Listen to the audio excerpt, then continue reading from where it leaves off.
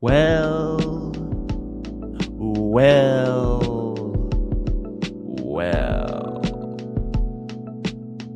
Welcome back to a new episode of Lo-Fi Lit. This is a podcast hosted by me, your host, Tyler Byrne out of Tulsa, Oklahoma. I've been a fan, a spectator, the literary spaces, the online literary spaces, poets, literary mags, for many years, about 15 years now. From Shabby Dollhouse, Moo Moo House, Fiddleback, Pimbledy Boz, Dark Fucking Wizards, Warlocks, Deathical, HTML Giant, Glimmer Train, Glitter House, whatever, iShot.net, Hobart, Barrel Mag, all those fun places. Just been reading and taking everything in. Well, thought it was time I started my own magazine. Yep, that's right. There is a magazine based off this podcast.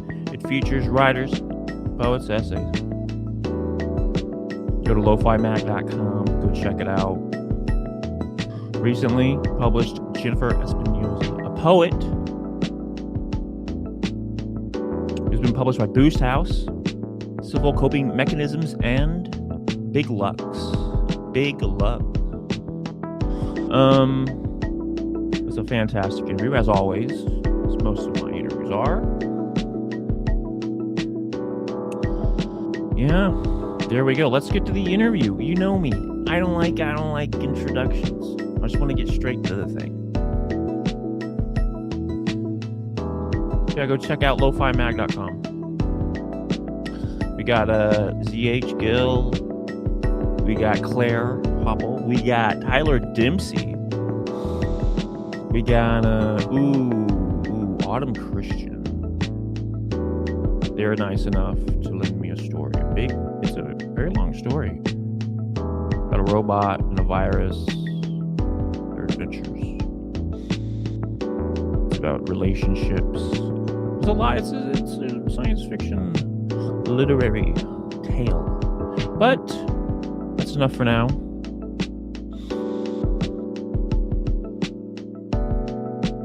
Got some other pieces too. I have some episodes that I've already recorded, and I apologize to those guests, but I feel like I wanted to jump ahead. Since I just recorded this tonight, I'm going to go ahead and put this out.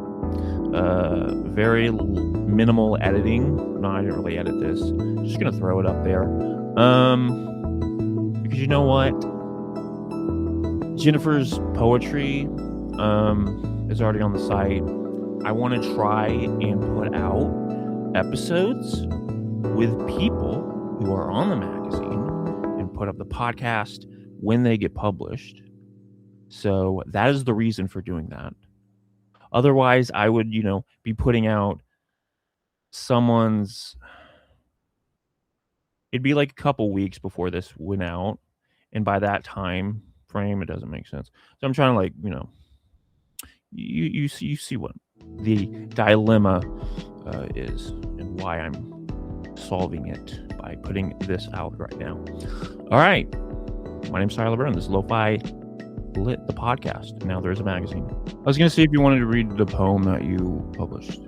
That's awesome. Yeah, I was thinking that earlier too. I'm glad you thought of that. Okay, so do I just start reading it? Okay. This is called Form. I don't need a job. I need money. Nobody understands the difference anymore. I went hungry as a child, my shoes worn down to holes through which the earth became my mother. I don't need a partner. I need love. I don't need freedom. I need room. A room. Small room with walls to beat and beat and beat and beat against my working body until I am free. Thank you. Thank you. Thank you for publishing it. Oh, no problem. Thank you for sending me poems. It's like incredible. I mean, what a concept to send somebody poems and then have those poems published. Like, it's just like, wow, this is, who knew it was that easy? Yeah. I wanted to ask, like, do you think that, or do you feel like that you've made it? Wow. We're starting off with the big questions. I love that. No, that's a really, really good question.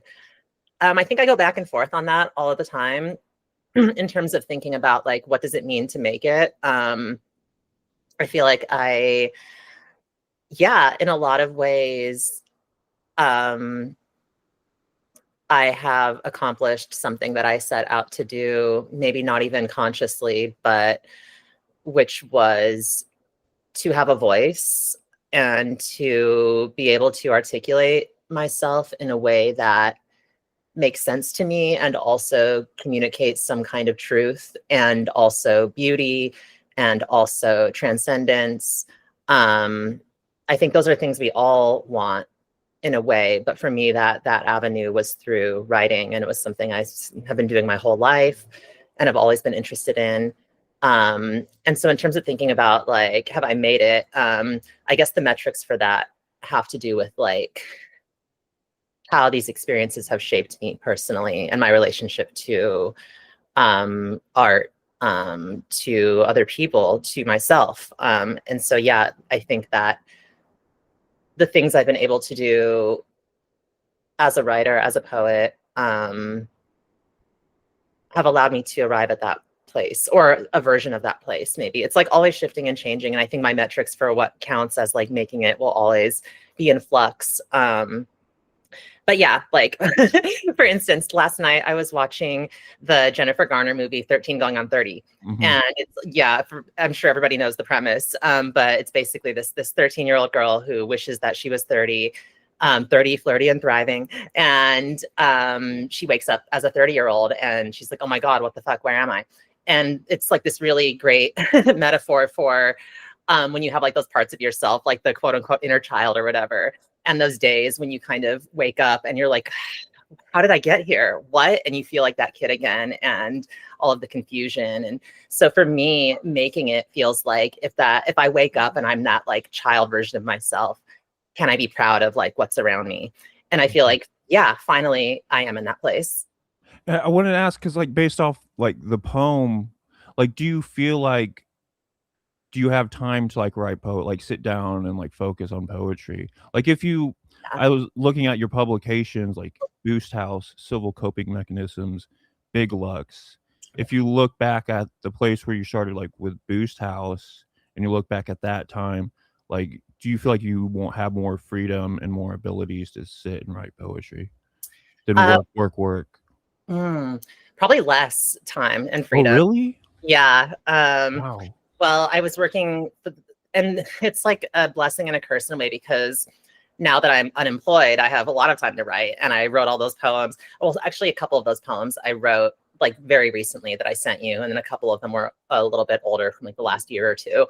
Um, but yeah, up until becoming unemployed 2 days before Christmas, I and What? it was by choice. I Yeah. had to. I was leaving the a marriage and moving and the job itself. There was a lot about the situation where it was like, okay, I need to make some changes.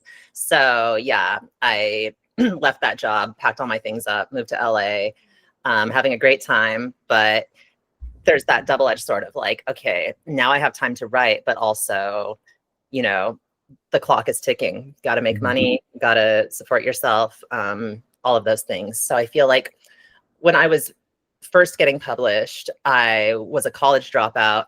I was basically spending all of my time in my grandparents' garage smoking cigarettes and posting on Tumblr, as one does, and just dealing with like extreme like anxiety and panic attacks and mental and physical health symptoms that were really confounding to me at the time, and it took a lot of years to work through. But so I was basically disabled and couldn't really work or function. All I could do was smoke cigarettes and read and write poetry.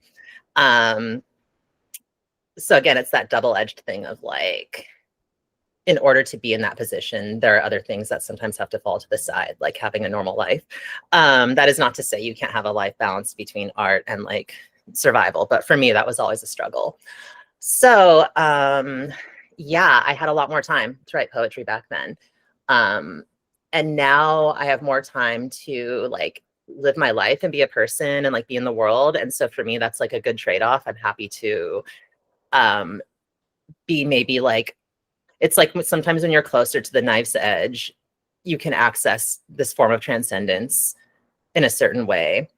And then when you step back and you're living a more stable, safe life, sometimes you forget how to access that same transcendence. And it's like transcendence isn't everything. I'm not saying that you have to be in pain to create beautiful art. In fact, I think that ideally that would not be the case.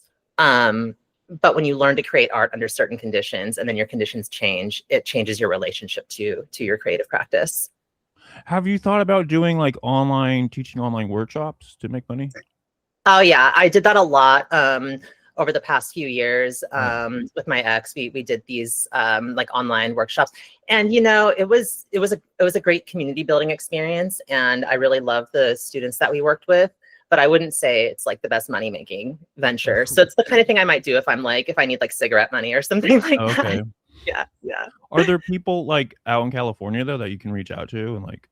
Yeah, I've thought about reaching out to some maybe like local venues that I've worked with before and seeing if like I could host an in-person kind of workshop experience. I think that would probably draw more people in, and just like I think people are kind of longing for like the intimacy of those spaces for sure. Mm-hmm. Do you do lectures and stuff? Mm.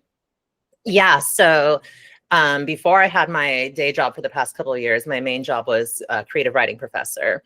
And I still do that from time to time, like adjunct at various places. I just taught a course online in a grad program to poetry students, and that was cool.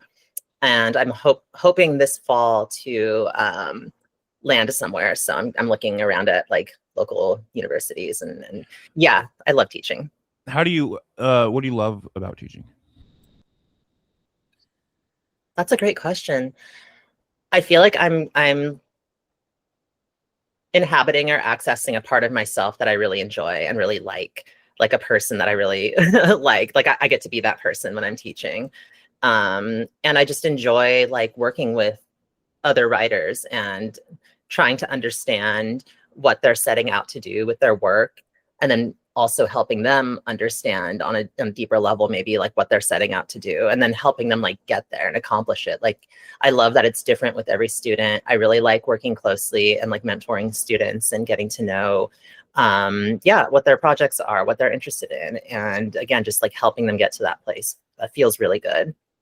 When you were back in your grandparents' basement, like smoking cigarettes, when at what point had you found poetry and you found that that was an outlet for you?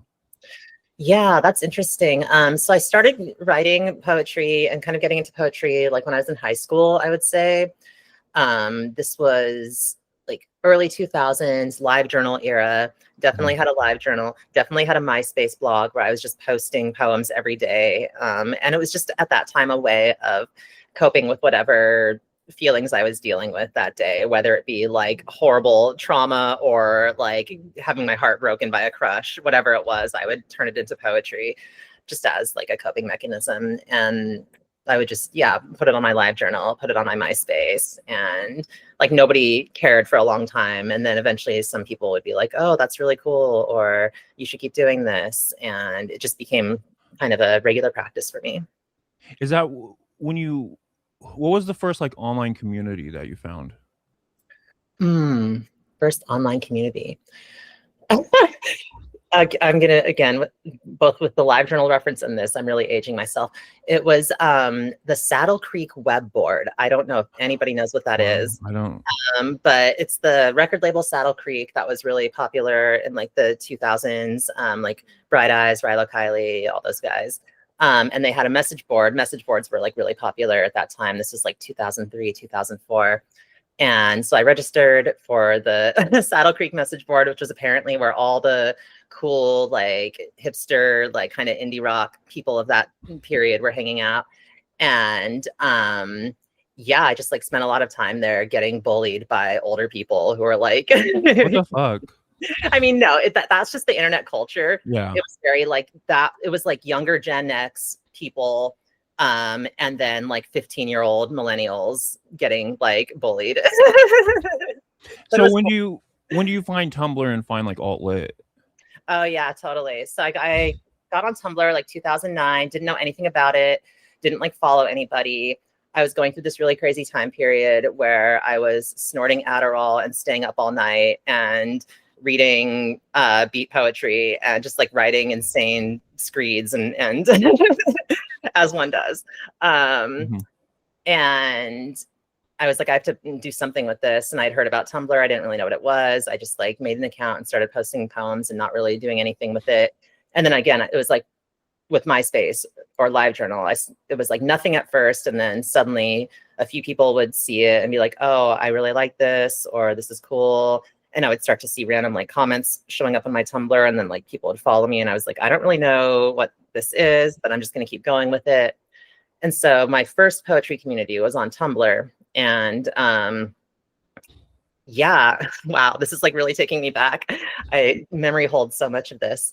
But there was like a poetry hashtag on Tumblr. And so they had like different hashtags on Tumblr that were like communities, and you could click on it and they would have like editors for those hashtags who are kind of, I don't know how they were selected, but they would be chosen and then they would select pieces to highlight within that like interest. And so in the poetry group, everybody was constantly kind of fighting to have like their poem featured in the poetry hashtag. And you'd start to see people writing in specific ways or towards certain things and kind of trying to like do what they thought might be selected by whoever was the editor. And so that was really interesting. It was like a proto MFA experience in that sense, of like seeing the kind of competitive side of it. And yeah, again, a really formative experience. Were there any writers at that time that really hit you when you read their poetry? Oh gosh, yeah. Again, the memory hole is deep. I'm also nursing a hangover, so my brain is not fully there. But I'm gonna try to remember. Like Tumblr people that I was really, yeah. Yeah, I'm not remembering names right now because again, a lot of these people, like I never, we all go in different directions. Yeah. But yeah, I definitely, there are still people that I'm like mutuals with on like social media from that time period, but I wouldn't say I'm like close with anybody from that time period. Yeah. What about like classic poetry? Did you read Oh like? yeah. No, I always say like I try to read more contemporary poetry. I don't always Mhm. live up to that standard that I've set for myself. I usually just always fall back on Emily Dickinson, Rilke. Those two are definitely like huge for me. And then David Berman's Book of Poetry is also really important to me. I feel like those are the three poets I kind of carry around with me at all times and always return back to and like feel like I wouldn't exist in some way, or my voice wouldn't exist in some ways without those people. Now I'm going to bring up a controversial name, and if you don't want to talk about this, that's okay. Okay. So Rogan Buck. Oh yeah. How did Rogan Buck find you, and what was it like interacting with the Boost House people? Yeah, I found out about him through Tumblr, and kind of like as all that was becoming a thing in the early 2010s. And I'm trying to remember how okay, yeah, that's right. I was part of this reading that this was like pre-Zoom. I forget what the name of the platform was, but there was this platform where you could kind of host these like gatherings online, similar to what we do with Zoom now. And somebody put together a reading, and it was like kind of alt-lit affiliated people. And then I ended up somehow getting my way, grifting my way into the group. I felt like such an outsider, but it was really cool because these were people I was like, whose writing I was reading and starting to, like influence me and things like that. And so it was really interesting. And I guess Steve was there or like at one of the readings and saw, and then reached out and asked if I wanted to have a poem in like this anthology he was putting together. And then from there, that's how I ended up getting my first chapbook published with Boost House. So did you have positive interactions mostly? I mean, it was mostly over email and it was mostly very formal. And then we met in person like twice. And I don't, people always do that thing when like you find out horrible things about someone where they're like, I always had a feeling or I always knew. And it's like, that's such bullshit. You could say that about anybody. Everybody has like weird shit that you could then like retroactively turn around and point to and be like, oh, I always. So I don't want to do that. But I will say I did not come away from those interactions feeling like warm towards that person. I'll leave it at that. The live readings that you went to online, do you know do you know Walter Mackey? I know the name. Okay. I know they did some of those. I was just wondering if you knew. Oh, yeah, I mean it could have been. It very well could have been. Again, this was like so long ago. I Yeah. barely, and also at the time when it was happening, I like didn't let myself feel that it was real because it was so exciting in a way that I couldn't like handle it. So I just kind of like turned off that part of my brain and let myself move along. And so I feel like in a lot of ways, when I think back to those years that I was starting to get published and getting attention for my work, I almost have to retroactively like get enjoyment out of that because at the time I didn't let myself really feel it. Yeah, and it was such a movement. It would be in like it had never really happened before or since, just like the internet and that rise of creative writing and the youth movement. It's impossible to even recognize if you're in the moment. Did you have any like people you could like confide in at that time? I guess kind of. But I always felt like I was kind of like off in my own corner. And I've always felt that way, like with any community I've been a part of for like most of my life. I feel like I've always kind of had like one foot in the door, one foot out, or kind of like standing on the outside looking in, like that kind of feeling. And a lot of that is self-imposed, just with like my anxiety and trust issues and difficulties with like relating to people or like existing socially, which has gotten a lot better. But like, especially when I was younger, I just like didn't really know how to be a person. So yeah, I've always just kind of, like I said, like one foot in the door, one foot out. I totally understand like that kind of insecure feeling, like what am I? Who am I? Yeah, Like that exactly. identity thing. Yeah, Exactly. And also not wanting to become subsumed by a scene or like movement in a way that like dampens your own voice. yeah. How do you maintain that? How do you maintain your originality? That's a really good question. In my experience, I've had to fight for it in some ways. I'm thinking like being in the MFA, which I did later on, after I'd already published 2 books. And then I'm also thinking about like once my work did start getting that attention, especially like in the mid 2010s, and a lot of like institutions and outlets were kind of like trying to put off the appearance of being like woke or whatever. And so there were certain ways that I feel like my work and my image were used that like I either didn't really consent to or didn't enjoy, and then later realized like I wasn't actually worth anything to those institutions. It was all just like, you know, they follow the tide, they follow the trends, they do what they do, and you just watch from a distance as they shamelessly move along with the culture, whichever direction it's going, whichever way the pendulum is swinging.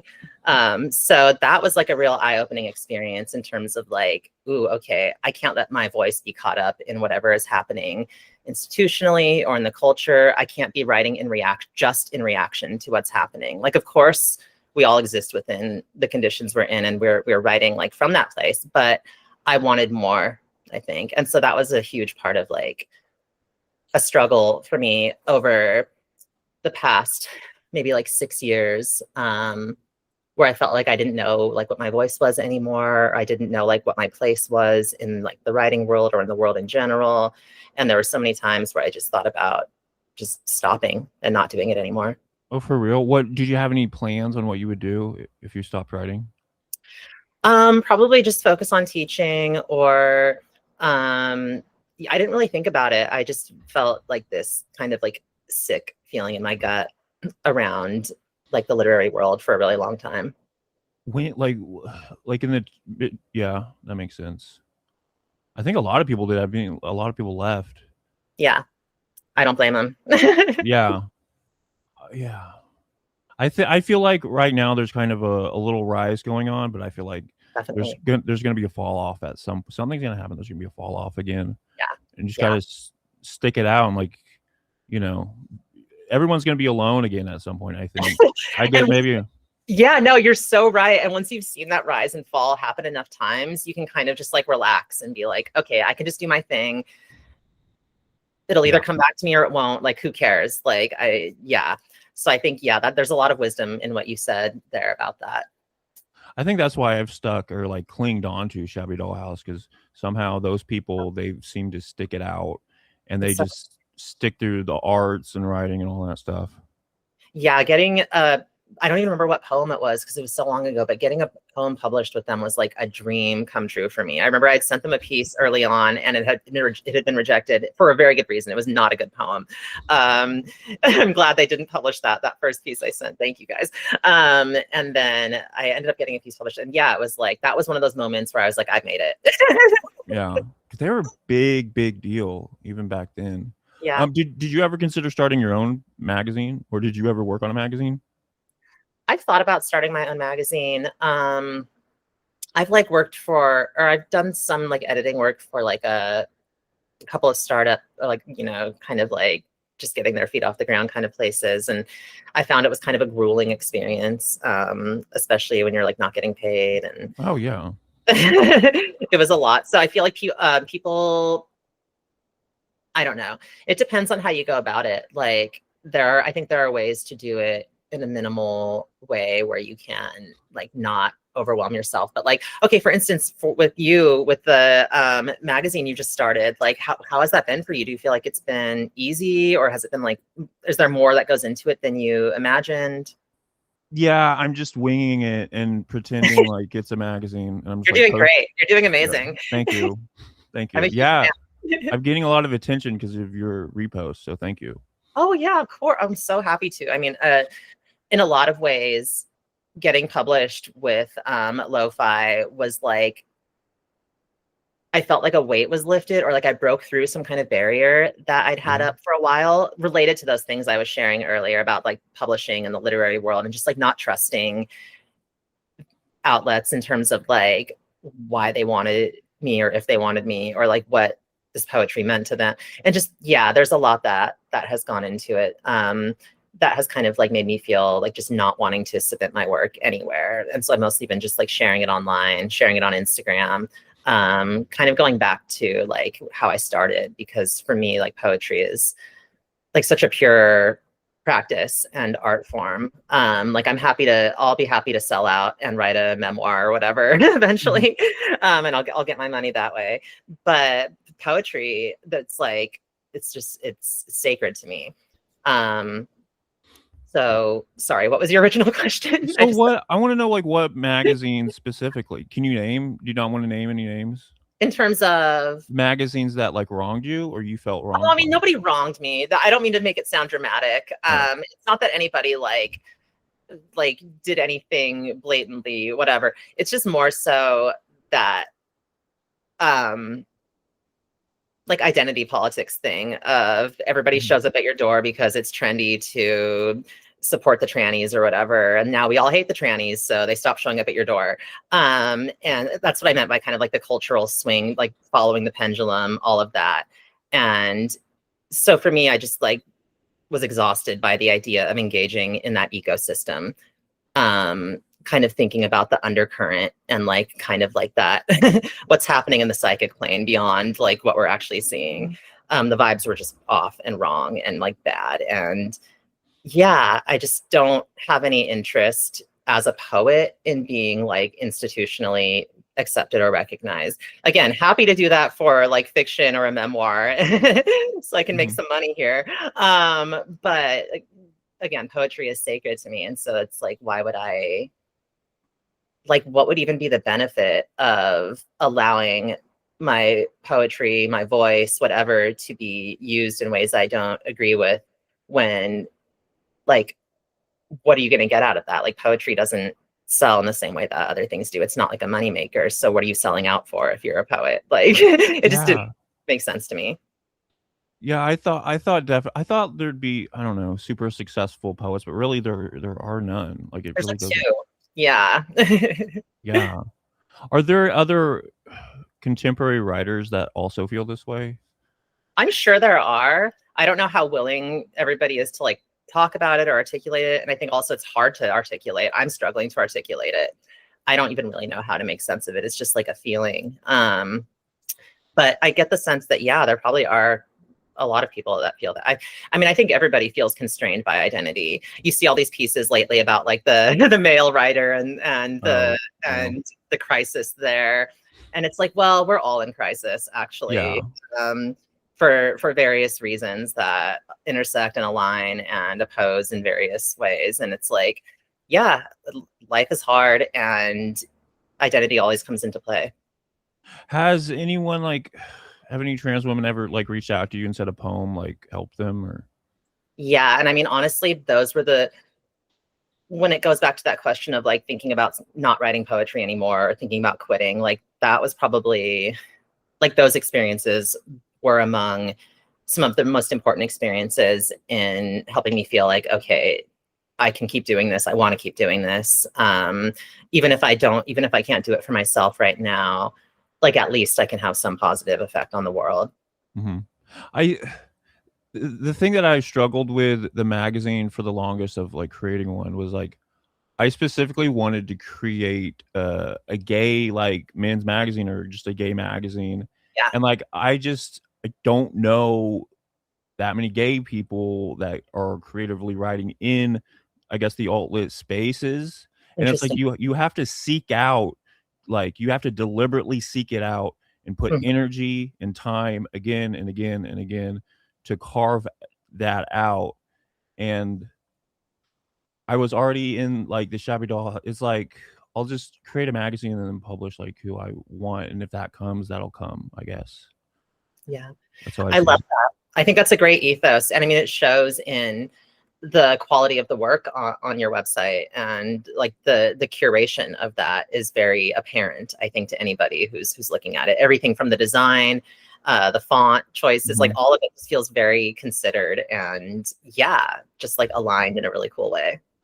But like I struggle with like like do I should I like I don't know like because I live in Tulsa. I don't like Oh, live in New York or I don't oh yeah, like live in California. So finding like there's no gay community like here. And girl. then yeah. No, I feel you. I just moved to LA a few weeks ago, and this is my first time ever living in a big city. My entire life, I've lived in like mid-sized to small towns, suburbs, rural. Like, Mhm, so yeah, I've never really had access to like IRL gay community or trans community. mhm. But do you ever go like, "Oh, I should have like a group of like gay friends." Like some days I get really like into that, but then the next day I'm like, "Oh, fuck it. I'm just gonna keep doing what I'm doing."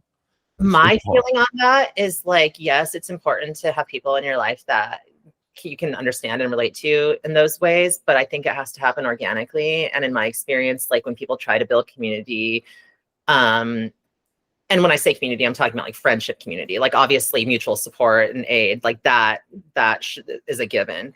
But in terms of like a friend group, if you're just selecting a friend group based on like your identity or whatever, it's not always going to work out because that's one element of like a trillion that make you who you are. Yeah, that's so true. I wanted to ask, did you have a good experience with Big Lux? Oh yeah, Big Lux is great. Love Big Lux. Yeah, nothing but good things. Can you talk about your experience with them? It was just very easy. I mean, it reminded me of like what it was like when I sent you those poems. It was very just like no nonsense, like, all right, cool, we're doing this and this is how it's gonna look. And just very easy. Just very Mhm. easy to work with, very kind. At that time in your life, were you struggling at any point, or was it easier? I don't know. In terms of, Like your life, I guess, had it gotten easier, oh or yeah, I see what you're saying. I mean, yeah, like life is like peaks and valleys always. But mhm, yeah, I would say during that time, that was like a little bit before I was getting ready to join the MFA. And so yeah, I was like, I had just finished, I went back to school, finished my undergrad. So yeah, I was definitely feeling like things were on the up and up mhm. during that time for sure. At what point do you feel confident in writing poetry? Ask me again in 10 years. No, I'm just kidding. I don't know, like confident. Yeah, I don't know if confidence comes into play for me with poetry. It's more like faith because I feel like when I'm writing poetry, it's almost like this religious experience and it feels like I'm channeling something and I'm just like this like medium that's there to translate it. And so because of that, like that prevents ego from getting too involved in the process, I think. And so like confidence doesn't even come into play because it's more like, okay, these words just came out of me. This feels right. Like when you know. Or oh, this doesn't feel quite right. Maybe I'll set this aside and look at it later or see if something else comes out. But yeah, I guess the question of confidence that maybe used to come into play when I was a younger poet and was more concerned with like looking around at what other people were doing and comparing myself to other poets but after having been through all of these things that I've shared with you, I've like come to this place of just realizing like I just have to be with myself in that sense when it comes to the poetry, and I have to trust that this thing that I've had of receiving words or images or feelings that I then, transmute into poetry has been something that's been with me for a lot of my life. And it's an important part of me. Mm-hmm. So you had published 2 books before you went into the MFA. What was the decision to go into the MFA? Mostly just because to have something to do. Yeah. Yeah, I mean, that's the honest answer. I felt like I had to. I felt like I was on this track, on this like path, and everyone's like, get an MFA. And I went in knowing, I'd heard the critiques of MFAs. I'd read all the critiques. I'd heard the stories of people who had had difficult times in their MFA. I will say I don't regret doing the MFA. There was good and bad that came out of it for sure, like anything else. And just like with any community of people who are competing for like a very small pool of resources, it definitely, yeah, creates interesting dynamics. But it was a good learning experience.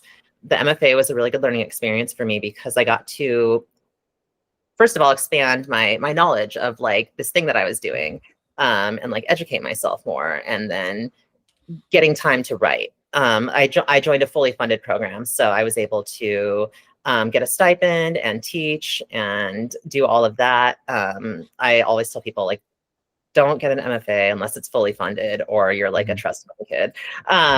Like be funded in some way, shape, or form. Don't pay out of pocket for an MFA.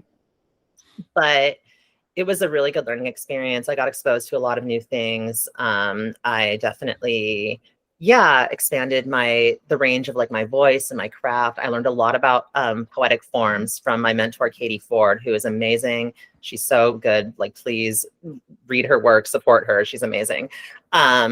She really got me interested in poetic forms and kind of like helped me understand the reasoning for why certain forms might be used in a certain way, or like what it means to tap into this like existing these inherited structures, and also like how you can make them your own. And just like, before that I was pure free verse, and almost as like an ethos, which is silly in retrospect, but I think it was just a stubborn unwillingness to do the hard work of learning about something outside of my knowledge or whatever. But so learning about craft from Katie Ford was amazing and totally informed what would become my most recent poetry collection. Most of that was written in the MFA.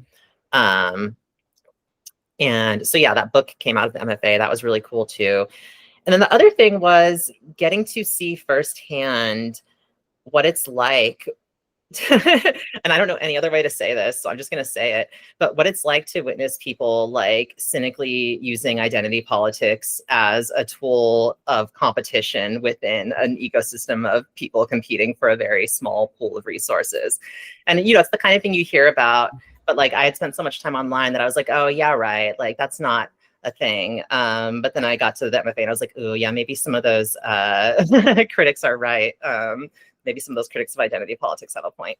And so definitely like, like I was already kind of critical of like the liberalization of like these radical ideas or whatever that we saw happening, the Tumblr to mainstream pipeline.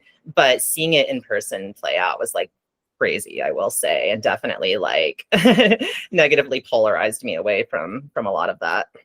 Did it keep you from writing about subjects that you would have? Ooh, that's a good question.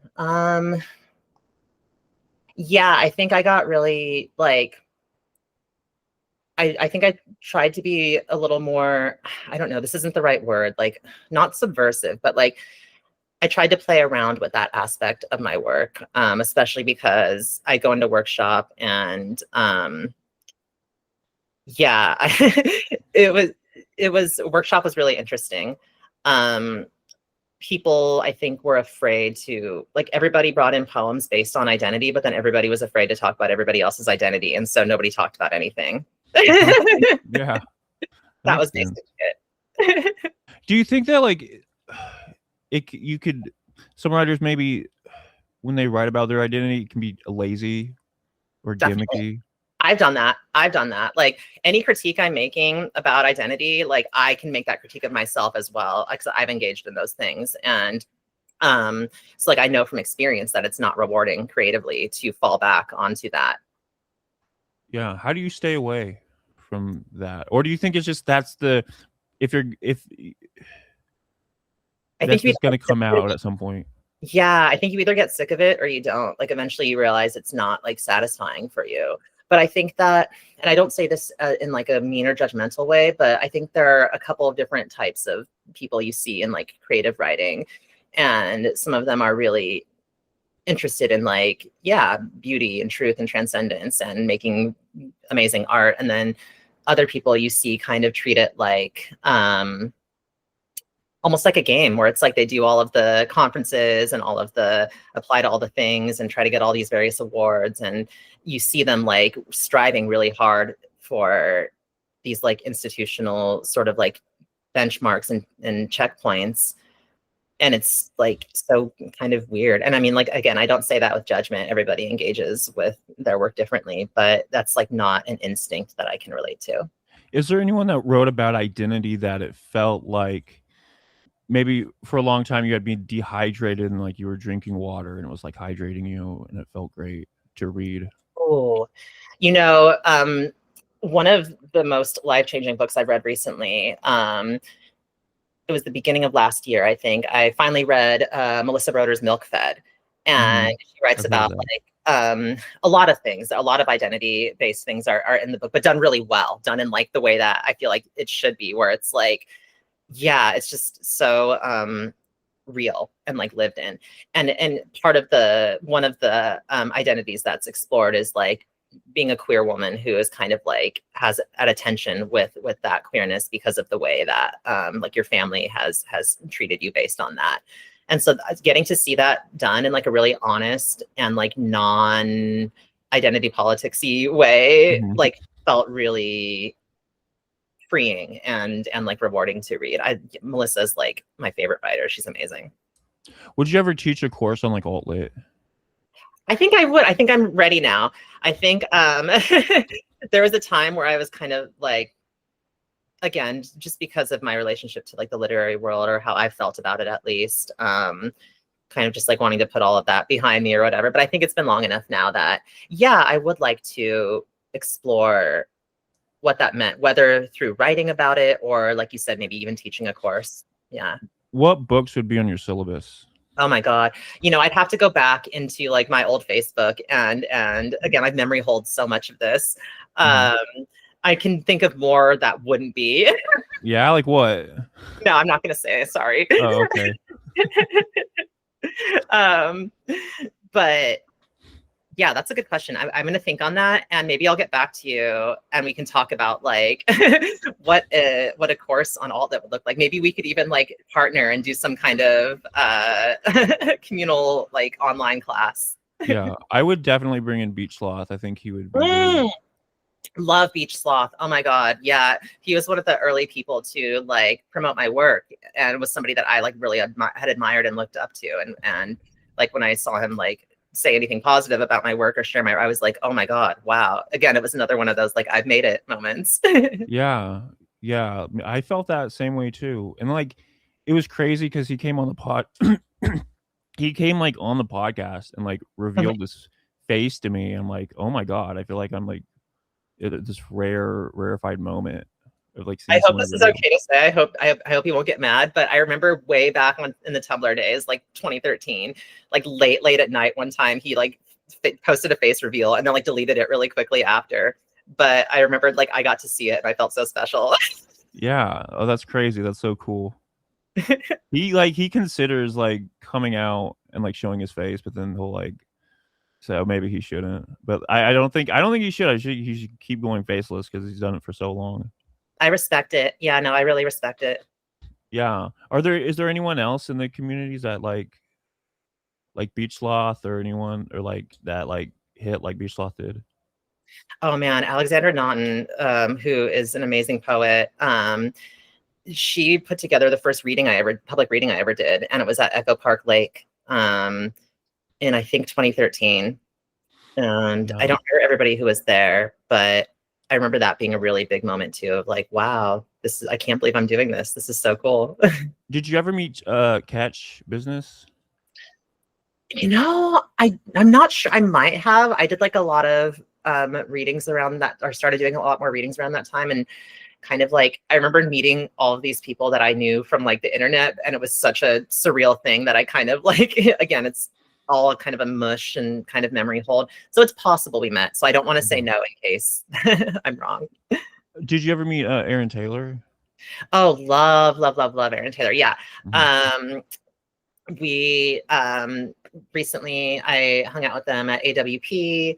Um, Oh.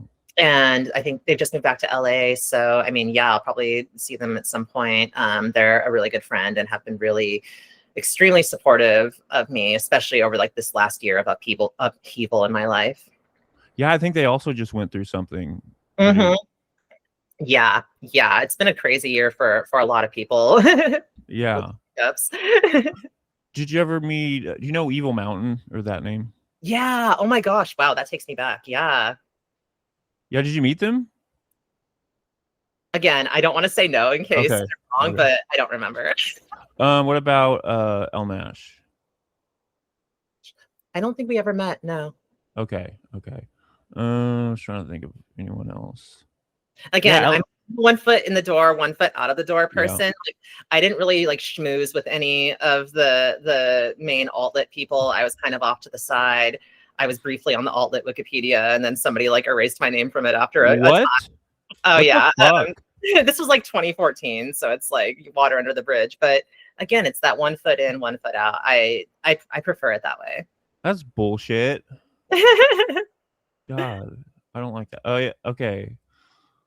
Did you ever meet Sarah Jean Alexander? Ooh, I don't, did we ever meet? She like sent me something in the mail that was really beautiful when I think it was when my first book got published.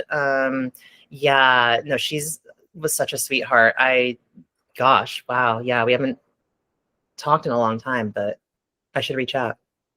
I feel like a lot of people feel that way that they're like not because so many people within alt lit they won't claim it.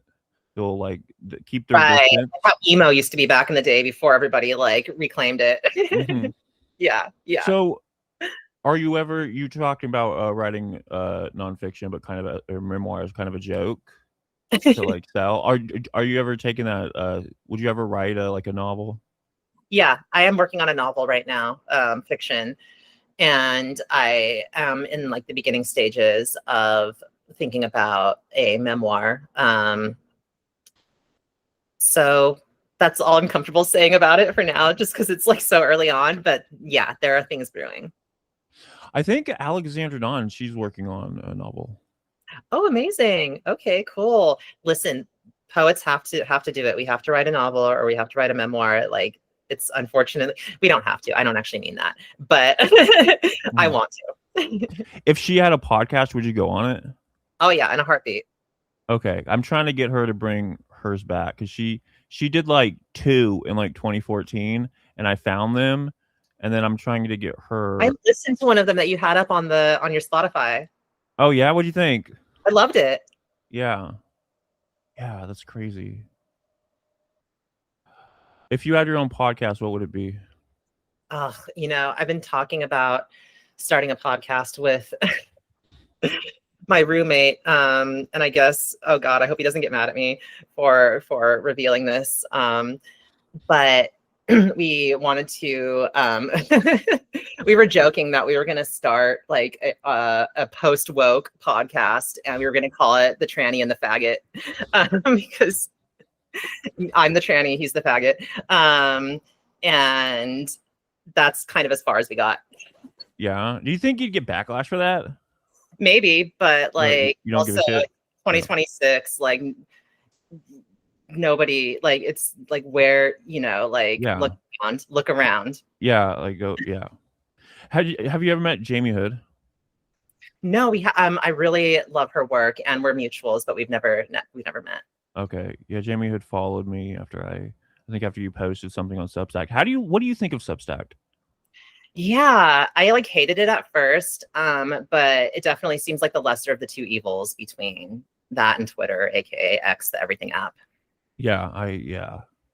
It's are you going to do a payment thing? Maybe eventually.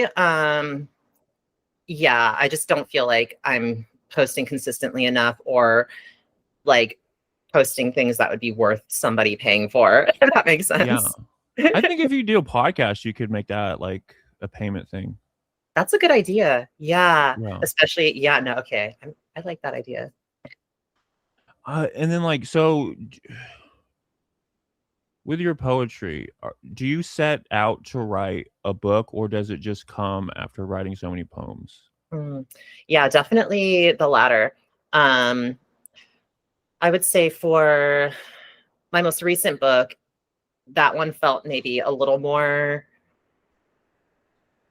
like, it wasn't like while I was writing the poems, I was thinking about where will this go in the book, but maybe towards the end, maybe like there were a handful of poems, like the connective tissue poems, that I maybe somewhat intentionally gave myself some kind of guide of like, okay, maybe we write towards this, or maybe, but most of the time I can't do that. Like I can't say, because I'm not the one who's coming up with it. I'm just like translating it or transmuting it from somewhere else. So I don't feel like I often have a say in that way. And it's like later I have to look at the poems I have and kind of like get a lay of the land and figure out is there a story here? Is there some kind of thematic undercurrent? But also I think the idea of the poetry collection as like a narratively or thematically cohesive thing is like, and I don't know if this is true, I'm just like speaking off the cuff, but it feels like a contemporary, maybe like MFA based thing. Like I feel more drawn to the idea of like, here's just a collection of things I wrote over the past couple of years. If you can find a through line that works for you, find it. But like, I'm not gonna do the work. I know, like I did that with the last book, and it felt creatively satisfying to do so because I was trying to kind of get at something like a memoir or something along those lines. And so that felt appropriate. But I think moving forward, I will be thinking more about any books of poetry I release as just like simply a collection. Mm-hmm. And then you were talking about earlier about forms and finding the class to write forms. Have you ever felt like a need to invoke a villanelle or a sestina? Or when you're writing one of those, did you enjoy it? I guess. I don't know. Villanelles are hard. Sestinas are really hard. I've written a couple and they're like not very good. I feel like sestinas are good for when you have like a lot to unpack. Mm-hmm. And obviously you're reusing like the same 6 words. And so it's like you're circling around something literally. So I think that yeah, there are occasions where certain forms I think work better than others, but it's also not like a one-to-one thing and you don't always know. So for me, like usually if I'm trying to get a feeling out that I'm having trouble articulating, I'll spontaneously like write a haiku. And it's not like I choose to. It's not like I'm like, oh, I'm going to write a haiku, but it's then I just write 3 lines and then it's a haiku, because it's doing the thing that the haiku does of like presenting an image, and then there's some kind of like shift in that image, but it's not articulated upon. It's not explored in that way. We're just simply presented with the image and this like shift or change in the image. And then when you're like do you have a schedule for like when you sit down and write poetry?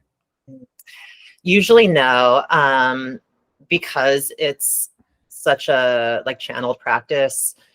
It's usually coming to me at random times. Like a lot of poems were written while I'd be like sitting in traffic on the freeway and something would spontaneously come to me. So I'd pull out my phone and just start speaking into my voice memos or whatever. And yeah, so it's totally spontaneous still, definitely. You speak into the phone? Uh-huh. Oh, where'd you learn that from? Just necessity. I Okay. was like, I get this poem out and I don't have any, I'm driving and I can't like write. So I'm just gonna like, I think the first time I did it, I opened my camera app and then like recorded a video. And it's just like a video of like my like steering wheel kind of vibrating while I'm like reciting something. I know I heard Precious Oakleymon. Oh yeah. I've heard they do that. I love that. That's amazing. Yeah. I mean, yeah, that just makes sense. I think that poetry is, I just can't imagine ever like intentionally sitting down and being like, I am now going to write a poem about XYZ. Like I feel like I can sometimes tell when a poem was produced that way. And only because I have also done that before and seen how it like kind of changes the vibe. Do you think that like that there's less feeling when you're doing that? I think there's less surprise. Okay. Yeah, there's less surprise. There's less room for like that transcendence, I feel like. Okay. Like you can tell what somebody is. I think the best poems, you don't know what the poet, it feels like the poet doesn't even know what they're going to say at the end of the line.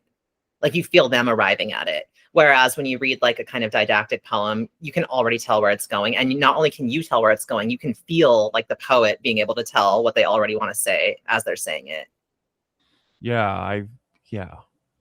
Do you think like in order to get a transcendence though that you need a routine or you need to start at some point?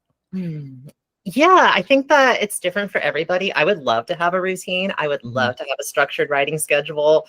I would love to do yoga at the same time every week. I would love to exercise and eat well. I have a lot of aspirations in life, but we do what we can with the chaos. And so for me, the writing practice is definitely still unpredictable and chaotic. And I think I like it that way for now. But yeah, I'm open to eventually kind of reining it in a little. And when you're reading like a poetry book, do you ever like stop and then go write? Oh yeah, all the time. I think that yeah, I'm most inspired to write, whether it be poetry or fiction or nonfiction, after I've just read something. And I think because of that, I'm kind of precious sometimes about how much I read. Like I don't read as much as I'd like to, but it's because I know that whatever I read, it's going to find some way to like inflect what I'm doing. Do you have any poetry beefs? I don't hold grudges. I don't believe in grudges. I love and forgive everybody. However, there might be people who don't like me. I'm not going to get too deep into it. I don't believe in like talking shit. And again, like I'm a lover, not a fighter. But I think the most recent hilarious, like quote unquote beef to me was back, I think it was in August, there was a Rolling Stone article that was published about like the rising right-wing dissident LA alt community or whatever. Most of which was bullshit. And like half the people they mentioned in the article are not remotely right-wing. Like it was just such a stupid article. But I posted like a joking tweet in response to that article that was like, ooh, wow, you're so dissonant and alternative. Like that was basically the vibe of it. It was like not offensive. I didn't name any names. I didn't like, it was very just like a playful little whatever. And then I had my mentions just filled with these like LA male writers calling me a disgusting man and like all this shit like that. And I was like, you guys are such crybabies. You're triggered over that tweet. It was such an innocuous tweet. And they were just like so beside themselves for like days afterwards because of my one little tweet. So I definitely think there might be some people here in LA who are not big fans of mine, but I don't care. I love them. I forgive them. I'm fine. I don't hold grudges. I have no enemies.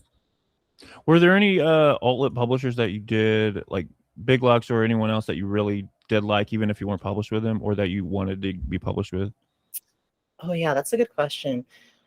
I mean, Big Lux was like peak for me, definitely. Just because again, it was Hmm. such a positive experience, and so much of like the bullshit that happens in other with other publishing experiences was like it was a kind of a breath of fresh air. So yeah, no, I really loved working with Big Looks. But I don't know. I don't really think about like I don't base my desire to publish my work based on like a specific press, if that makes sense. I just Hmm. like want to get my work out there and be able to express myself in whatever way feels aligned with what I'm doing. Do you not think about, you don't think about your audience, you just write what you want to write? Definitely. I used to think about audience a lot more, and it just like got in the way so much. And it's like you don't even know who your audience really is at the end of the day. Like you might have some people who reach out, or you might like, yeah, notice certain trends, but at the end of the day, you never know who's going to read your work. And so for me, it's not that I aim towards like the universal, because there's no such thing, maybe, or maybe there is, I don't know. But I just, yeah, I want to write things that like anybody could pick up and get something out of. In 10 years, where do you see your career or yourself? Um, oh gosh. I'm like, do I put the vibes out there? Do I manifest, or do I keep it to myself and protect it? No, I'm gonna write a memoir. I'm Hmm. gonna write a best-selling memoir, and it's gonna be crazy. I've lived an insane life. Anybody who knows even like half the shit I've experienced is like, Jennifer, you need to do something with this. So yeah, I think I'm gonna in 10 years, I see myself as somebody who's still doing poetry, but who has been able to find some kind of stability via telling her story through other means. Now, would you do a television show? I I'd sell out. I'd do anything. The Mhm. poetry is sacred, but in terms of anything else, fuck yeah. Like I would do a TV show. I'd do a movie, like whatever. Do you are you like someone who practices like quote unquote magic or like witchcraft or anything? Oh, okay. I see what you're saying. Yeah, I guess I consider myself like an energy worker, which is like, you know, that's the term of the day, I Hmm. guess, or of the moment, but it all kind of means the same thing. I'm somebody who's always felt connected to like things outside of like the physical realm, and not only that, but like I've been able to experience and witness like correlations and associations between the things that I'm feeling or experiencing like outside of the material realm, but then seeing how those things reflect onto like the physical world. And so yeah, I've had a lot of experiences throughout my life that I have not been able to ignore. And it's led me to this place where now I consider myself somebody who is somewhat like attuned to certain energies and is able to kind of like process and work with them in certain ways. What do you think happens after we die? Easy questions. Okay. No, I'm just kidding. What happens after we die? I would like to believe that um, our energy just kind of like rejoins like the broader energy of the universe. Like I think one way to put it is that we become one with God. Um, I like the idea of that. I like the idea of experiencing, yeah, like this like disembodied state of just being pure energy. That sounds really cool. But I also like the idea of reincarnation as well, of getting to like live different lives. And I do feel like in a certain way I have lived lives before this one. So I suspect like like just on an intuitive level that like existence probably is cyclical. I think I remember you posting something about religion or God, and Uh-huh. there was not a controversy, but something that happened. Yeah, yeah, no, definitely. So I in 2023 I lived in West Virginia for a year, Beautiful. and it was kind of, yeah, it was kind of crazy. And it was really, you know, as you can imagine, like not a super easy place to be trans. And I was really like struggling a lot. And I found a lot of solace in this local Presbyterian church that was like super like accepting and affirming.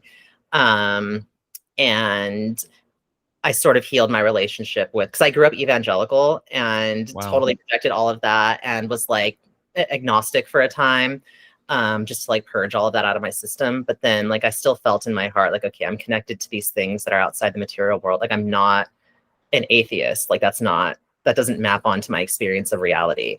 And so I had to reconcile with that. And I started doing like the kind of magic, energy work sort of things. And then when I started attending this Presbyterian church in West Virginia, I found myself like, yeah, kind of coming back into that faith in a way where it's like, I wouldn't call myself like a mainline Christian in the sense that I there's no specific church or denomination that I feel affiliated with, but I feel a strong pull and affiliation towards like a lot of the early Christian mystics and like the Desert Mothers and people like that. And so for me, I think there are a lot of pathways to God or transcendence or whatever you want to call it. But for me particularly, like that lens is kind of nice for me. What are Desert Mothers?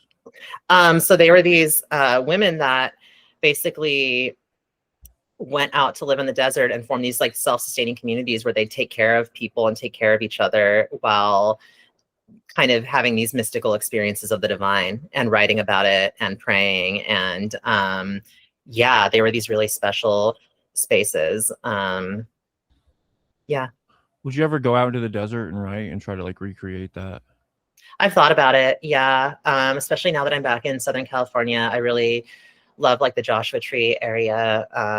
And I've had some really intense, like mystical experiences out there, like completely sober.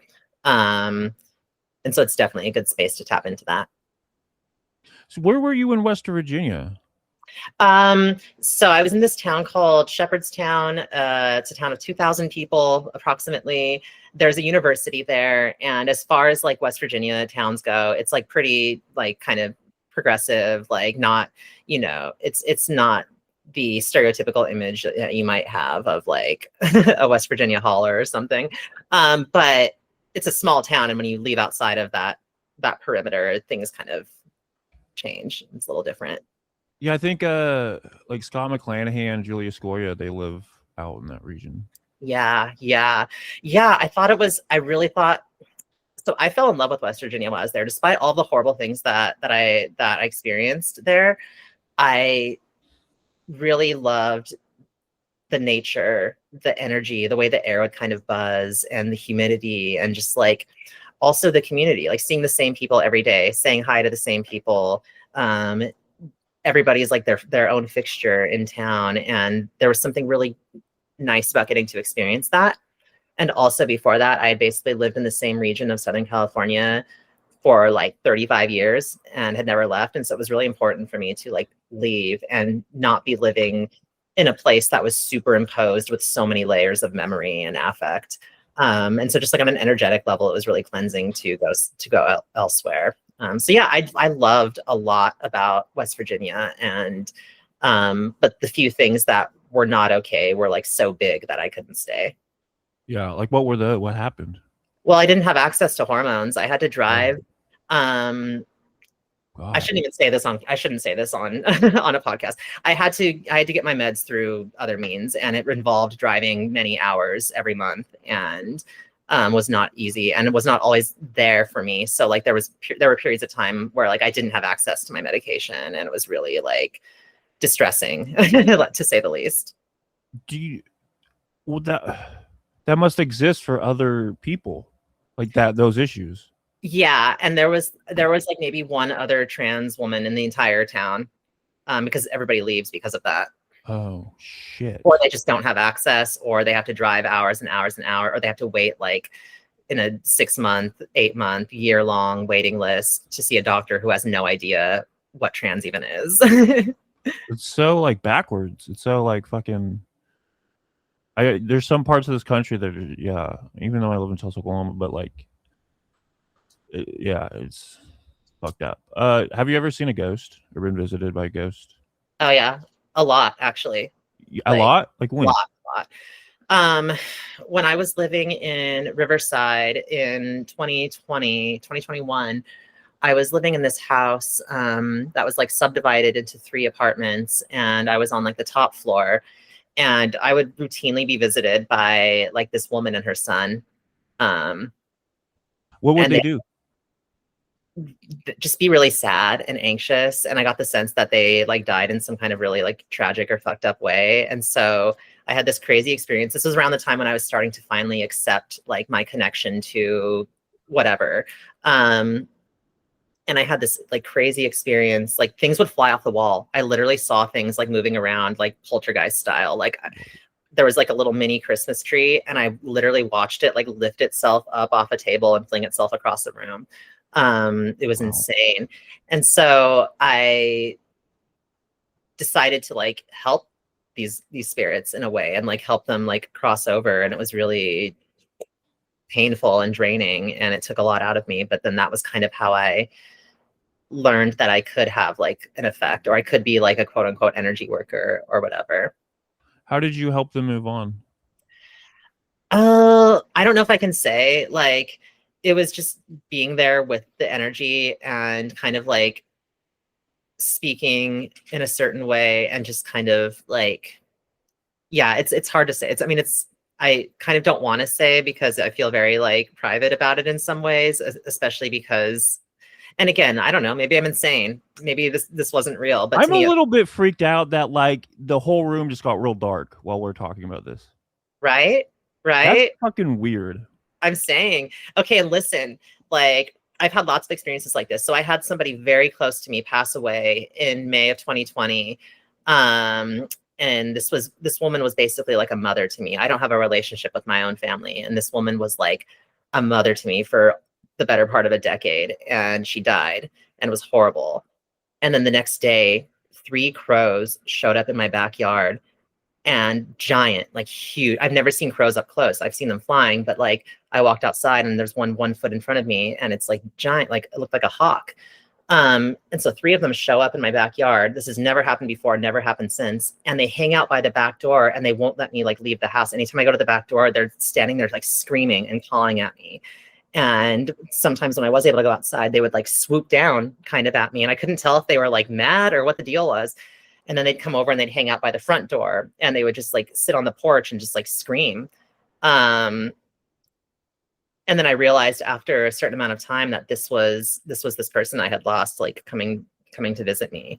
Um, and she was trying to like wake me up out of this like pain I'd fallen into. This was again May 2020. We're all stuck inside.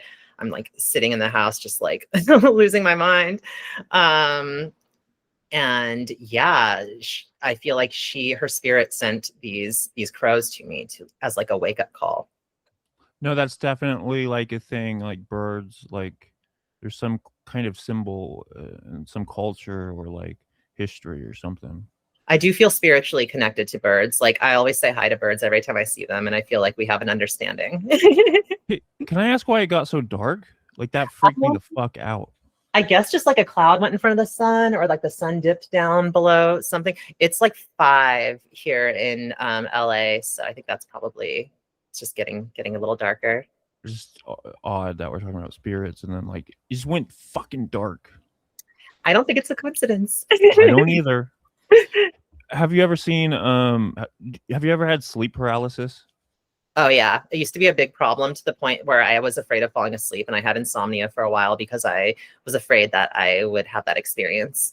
Yeah, I had it for a while and I would freeze and I'd try to shake my body out of it and I'd be like rocking back and forth and fighting it. It's so Yeah. scary, and you feel like you can't breathe, and it's just like that loss of control. Horrible. How Have did you you ever get over it? I don't know, it just somehow stopped happening. It's resolved? Okay, cool. I'm glad. Yeah. Have you Yeah. ever seen a shadow person? Yeah. Once when I was really sleep deprived, like I had what could have potentially, I don't know if it was like a manic episode or what. We've never fully figured out what's going on with all this. But I had some kind of episode in my early 20s where I didn't sleep for like a couple days, and definitely started seeing the shadow people, which could have been a hallucination or it could have been peeking behind the curtain. Who knows? Mm-hmm. So what other ghostly experiences have you had? Was that it?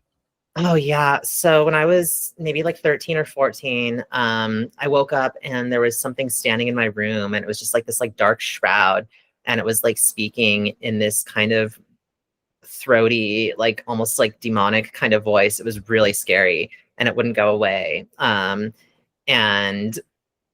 I just laid there and like pulled my blankets over my head, and I was like so terrified, and I was like, what is happening? Um, and I remember like throwing a shoe at it, and it just like went through and like hit the wall, and it was like the shroud was still there, and it was like again just repeating something I couldn't understand in this like garbled kind of like throaty voice. And then after a while of having the blankets over my head, I pulled them down and it was finally gone. Um, and I don't think I slept in my room for a year after that. Yeah, I probably wouldn't either. What is your interpretation of that? I think it was some kind of negative spirit. Do you And think it was oh, no, foreshadowing anything?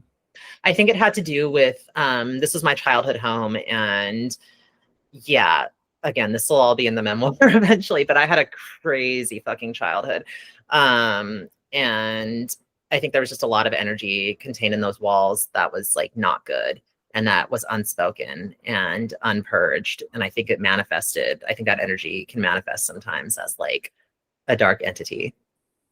Do you mind? Do you not want to talk about your childhood?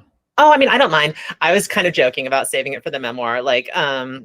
But no, essentially, and a lot of this is in the recent poetry collection, although I really have only skimmed the surface, just because it can be hard to write about. But yeah, no, I grew up in like a very like closed off family unit that was like very evangelical, very conservative, and very like punishment based, withholding based, between not having money and being neglected.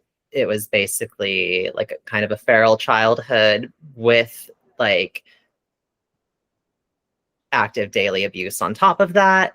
Um, but it's the kind of thing that you don't even recognize what's happening when you're a kid because it's all you know. And then you become an adult and you're like, why can't I go to the grocery store without falling down and screaming, or whatever it is. And so it's taken me a lot of time to kind of go back and be like, oh wait, that was not normal.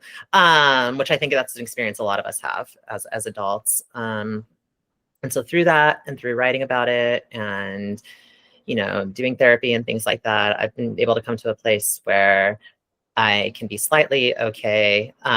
But it's interesting that you bring up the topic of family, because right now I'm literally at my sister's apartment, pet sitting her dog, and she's the only person in my family who I talk to. Oh. And she's amazing. She's wonderful. It's her birthday today. Happy birthday, Bree. And but being here like is still it still like imbues me with like that sense of like it's hard to be around family, even the ones who are like supportive, because it's always a reminder. And like for instance, I'm looking right now at a photograph of my sister and my grandfather, who passed away of dementia, and I didn't get to see him like the last 5 years of his life because the other people in my family disowned me after I came out. And so yeah, it's just like there's a heavy energy whenever I'm around anything that has to do with my family of origin. So it's a lot, but I think I'm finally in the place where I'm ready to write the memoir. I'm ready to really like be real about it. Are you? Is your grandma still around? I guess so. Yeah, I think she's like living in a retirement community. So I don't really know. Oh, I'm not really interested in like that part of my family anymore. okay. So I just like don't really affiliate. I will say okay, so the situation I told you about with my grandfather, I wrote a poem about this and it's on my Instagram.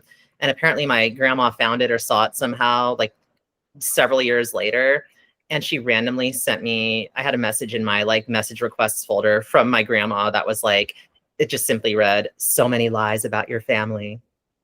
The And fuck? that was it. And so I just like blocked her and like didn't say anything. Um, Why does she have an Instagram? Sorry? Why does she have an Instagram? She has no business having an Instagram, probably just to watch like racist reels like made by AI or something. That's what I imagine. Yeah. But so did they take? But they took you in at some point when you were younger. Yeah, and that's the crazy thing. Like I had gone through some hard stuff in undergrad. I dropped out. I needed a place to stay basically, and so I started living in my mom's old bedroom in her childhood home. and just spending my days again sitting in the garage chain smoking. And so it was this interesting thing because they kind of became my parents during that time. This was like my early 20s. Um, but also because of my grandmother's personality, um, she was like not a kind person. And so it's like I had to both be like grateful that I had this place to stay, but also I was treated like a child basically, even though I was an adult. And there were a lot of weird like rules and restrictions. And again, this is like all par for the course in my family. Um, Both sides of my family treat like the family unit like a cult in a way. Um, and there's a lot of like, yeah, narcissistic behavior involved and things like that. I don't like to label people or say that so and so is a narcissist, but a lot of narcissistic style behavior guided the logic of how people within my family interacted with one another. And so that was really hard to be around. So I've always had a contentious relationship with my family in general. Or you feel fearful of them or like coming after you? I used to be.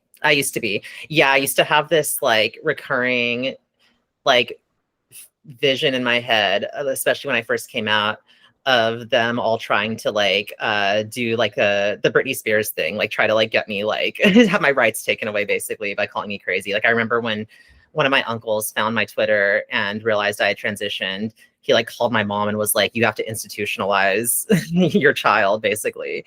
And so yeah, I was definitely afraid of like that kind of thing for a while. But now I don't care. Like Mm-hmm.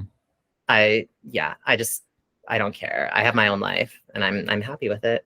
Hearing this, I can see why you and Aaron Taylor would get along so well. There seems to be similarities. Definitely, we definitely connected a lot on our families of origin and healing from trying to heal from those things for sure. Yeah, Aaron's been such a great just support and just a wonderful person. Yeah. What brand of cigarettes did you smoke? Um, Back then I was Marlboro Reds. These Okay. days and I was doing like a pack a day. These days I'm smoking like 3 American Spirit Yellows a day.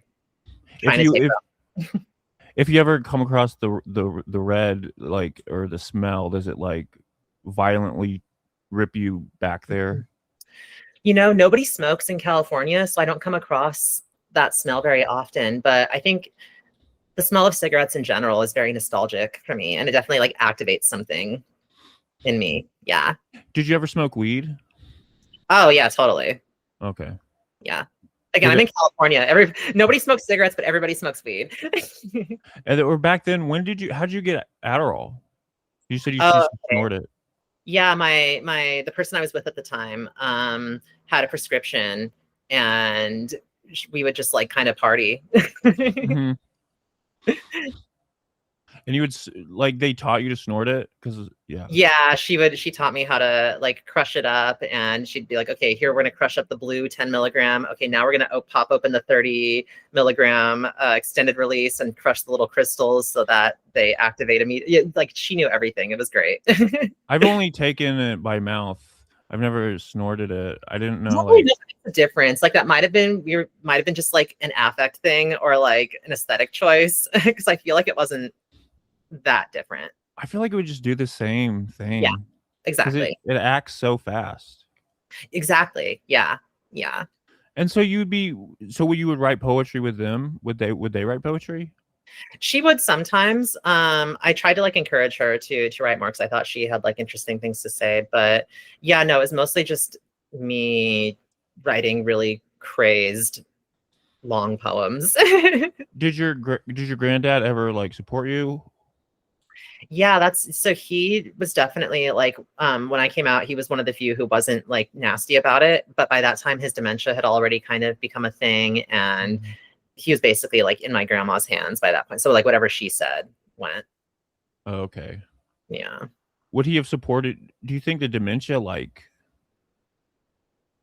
made him support you or not or what? Yeah, that's an interesting question. I remember my mom telling me that he would like refer to me as Jennifer and yeah, was like totally respectful of that or like saw me that way or whatever it was. So like I think he was pretty much on board, but also their relationship was such that like my grandma was kind of always in charge, and like what she said went. And especially when he got sick, like, yeah, he was kind of more of like the passive one in that relationship. Okay. So did you heard from your mom? Yeah, for a time. In the like maybe like a few years ago. I think the last time I saw her was like right after my grandpa passed. But yeah, other than that, like I said, I keep in touch with my sister, who's wonderful. Yeah. And I'm very grateful to have her. What are you gonna get? What are you gonna get her for her birthday? Well, I took her out to dinner the other night, and I got her a candle and some flowers. But since I'm currently fun employed, I've promised her something a little more special when some money comes my way, because I'd really like to. She got me this locket actually for my birthday, which was a month ago, and that was so special to me. So I really want to get her something special soon. When was your birthday? December 17th. Okay, mine was January 4th. Oh, happy birthday! Yeah, happy birthday to you too. Thank you. How do you feel? Huh? What's the sign for January 4th? Capricorn. Capricorn. Okay. Oh, that's right. Sagittarius, Capricorn, and then Aquarius, right? Mm-hmm. Okay. Yeah. Capricorn's a great sign. Are you into that, like astrology and stuff? Yeah. I mean, like, as much as any 38-year-old woman these days is, I guess. How do you feel about the big one coming up? It kind of freaks me out. You know, I don't actually, you know more about me apparently, or more about it than me apparently, because I'm not sure what the big one. What's the 40? Oh, I thought you were talking about something astrological. Sorry. Oh no. The big 40. Yeah. Oh my God, I can't believe I just age doxed myself. Well, I'm 37, so. Well, enjoy it. 37 is a good year. Yeah, how am I feeling about 40? If you had asked me like a year ago, I would probably have a different response, but I embrace it. I'm looking forward to it. I'm like so ready to be 40.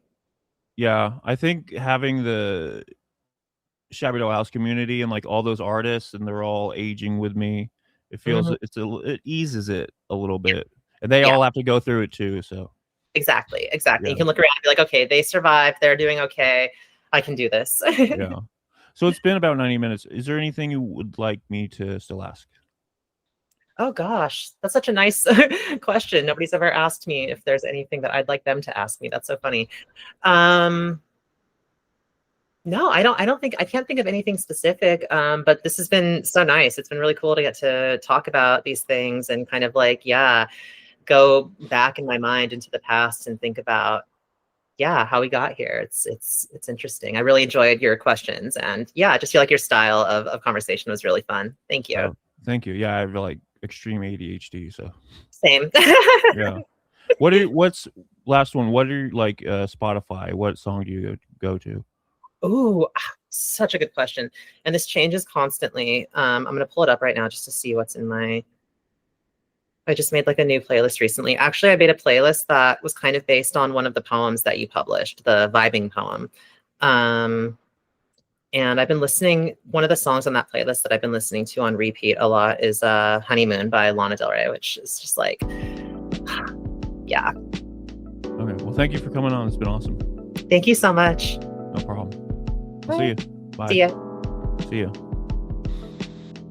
That was Jennifer Espinoza. That was awesome. That was a great conversation.